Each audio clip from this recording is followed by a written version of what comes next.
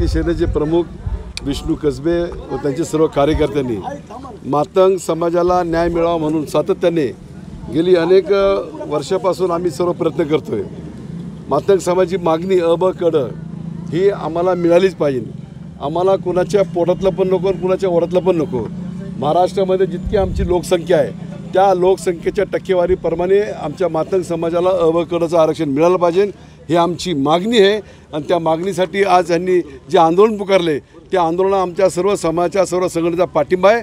आणि जोपर्यंत आमचं हे मागणी मान्य होत नाही तोपर्यंत आम्ही रस्त्यावरती येऊन मोठ्या प्रमाणात, मग सरकार कोणाचा पण असो, आमचा हा सज्जर त्यांना इशारा आहे, लवकरात लवकर आमच्या समाजाच्या मागण्या मान्य करा, नाहीतर तुम्हाला ह्या ठिकाणी फार मोठी किंमत मोजावी लागेल असं आमचं म्हणणं आहे। आज आद्य क्रांतिगुरू लवजी वस्ताद साळवे यांच्या पदस्पर्शाने पावन झालेल्या जंगपेठ, पूर्वीचं नाव आणि सध्याची गंजपेठ या ठिकाणाहून लवजी शक्ती सेनेच्या आरक्षण क्रांती पदयात्रेला सुरुवात करीत आहोत। मागील अनेक वर्षापासून अनेक मागण्या या महाराष्ट्र सरकारच्या विविध सरकारकडे आजपर्यंत करण्यात आल्या।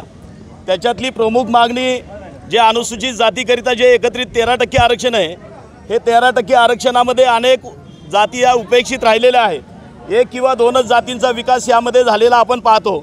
त्यामुळे या ठिकाणी अनुसूचित जातीचे जे एकत्रित आरक्षण आहे त्यामध्ये अ ब क ड नुसार वर्गवारी करण्यात यावी, अशा अनेक मागण्या घेऊन मागील अनेक वर्षापासून लवजी शक्ती सेना सातत्याने रस्त्यावरचा लढा देत आहे। आज या ठिकाणाहून याच भूमीतून लवजी शक्ती सेनेची आरक्षण क्रांती पदयात्रेला सुरुवात होत आहे। येत्या 13 डिसेंबरला ही पदयात्रा नागपूर या ठिकाणी हिवाळी अधिवेशनादरम्यान धडकणार आहे।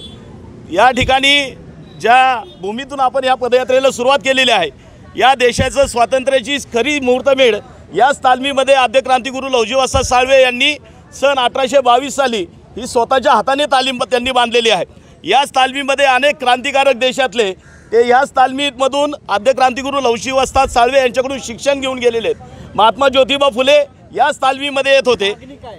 मागणी आरक्षणाचं जे एकत्रित आरक्षण आहे याच्यामध्ये अ ब क ड नुसार वर्गवारी करण्यात यावी, ही मागणी घेऊन आणि त्याचबरोबर पार्टीच्या धर्तीवर आरटीची स्थापना करण्यात यावी, इतर अनेक मागण्या घेऊन ही आरक्षण क्रांती पदयात्रा नागपूरकडे निघालेली आहे। या ठिकाणी सरकारला आम्ही जे आज सध्या महाराष्ट्रामध्ये आणि देशामध्ये जे आरक्षणाचं वातावरण आपण पाहतोय, अनेक समाज या ठिकाणी विविध राज्य सरकार असेल केंद्र सरकारकडे आरक्षण मागतंय।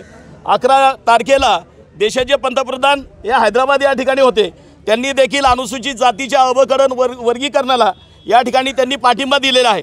निश्चित या ठिकाणी महाराष्ट्र राज्य सरकार देखील जे मागच्या 25 मार्चला जे कर्नाटक सरकार राज्याने त्या ठिकाणी अनुसूचित जातीमध्ये वर्गीकरण केलं, जे पंजाबमध्ये 1974 सालापासून तिथल्या अनुसूचित जातीचं वर्गीकरण केलेलं आहे, त्याच पद्धतीने त्याच धर्तीवरती महाराष्ट्र राज्य सरकारने देखील या ठिकाणी हे आरक्षणाचं वर्गीकरण करावं। अन्यथा मातंग समाज आता स्वस्त बसायला तयार नाही। आपण ज्यांना आता सध्या अनेक समाज या ठिकाणी आरक्षणाची मागणी करत असताना विरोधक देखील त्यांच्यासाठी पोपटासारखे बोलतात, सत्ताधारी देखील त्यांच्याकडे या ठिकाणी लोटांगण घालतात।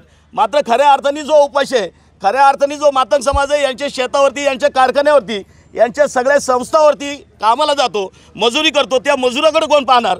दुर्दैवाने ही अशी परिस्थिती असताना आम्ही मात्र या ठिकाणी या मातंग समाजाचे हाल पाहू शकत नाही।